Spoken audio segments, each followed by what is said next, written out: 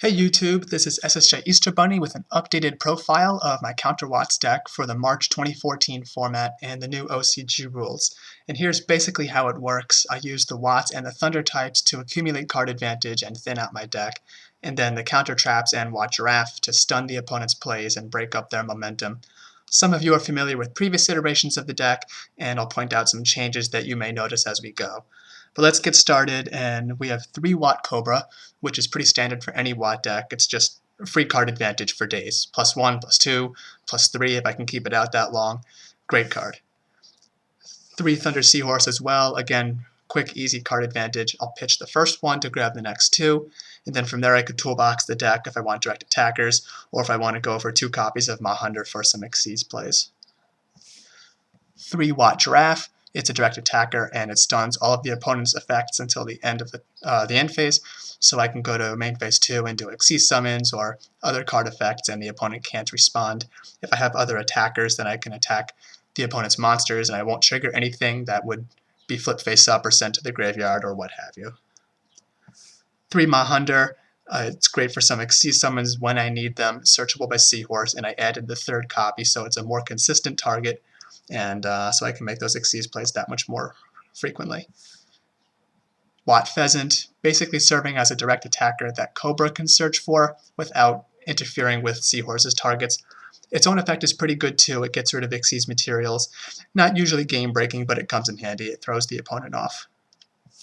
And then 3 Watt Dragonfly. Most Watt players who don't use Watt Hopper will just use Seahorse for searchers, but I like having Watt Dragonfly there with it. It makes the deck that much more consistent. It gives me field presence, and it's great when I want to go charging into a heavy back row. The spells, I'll just mention Recycling Batteries because it's essentially a 1-card Xyz if I bring back Mahunder, and otherwise it just lets me get Cobra and Dragonfly back for more card advantage. Threatening Roar is pretty standard for Watts. It is a -1.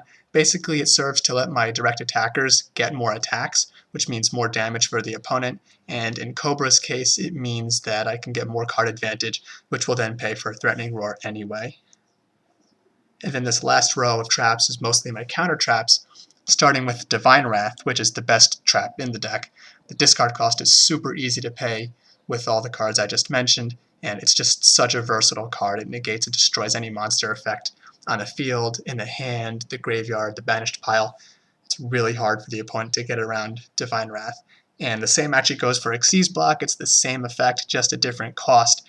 And with 3 copies of Mahunder, searchable by 3 copies of Thunder Seahorse, it's really easy to have an Xyz monster on the field to pay the cost for Xyz block. Compulsory, not a counter trap. And then Black Horn of Heaven, obviously it's great against Xyz monsters, great against Synchro monsters. It's also devastating against Pendulum summons because it negates the summons. So cards like Gadgets won't be able to activate their effects. The opponent will just take a huge minus and usually lose the game afterwards. And then 7 Tools because it comes in handy. As far as the extra deck goes, I'm just going to mention a few. Gaga Cowboy and Black Ship of Corn are great because the Watts have low attack. Often I would end my turn with the opponent within their last 1,000 or so points, so these cards let me burn off those last points for the win. Excite on Night and Honor Arc, great in any deck, especially great here because I can use Draft to stun the opponent so they can't stop my Field Nuke, they can't stop my Honor Arc, and then I can use the last remaining material with Xyz block to snuff out any counterattack that the opponent might try to do. And then finally, this is a deck based on level 4 light monsters, so we do have Constellar Omega, which is a great asset. So that's the deck. I did post a few interesting matchups here, which you might want to take a look at. You can just click the links. Otherwise, put any comments down below. Check out the links in the description. And thanks for watching.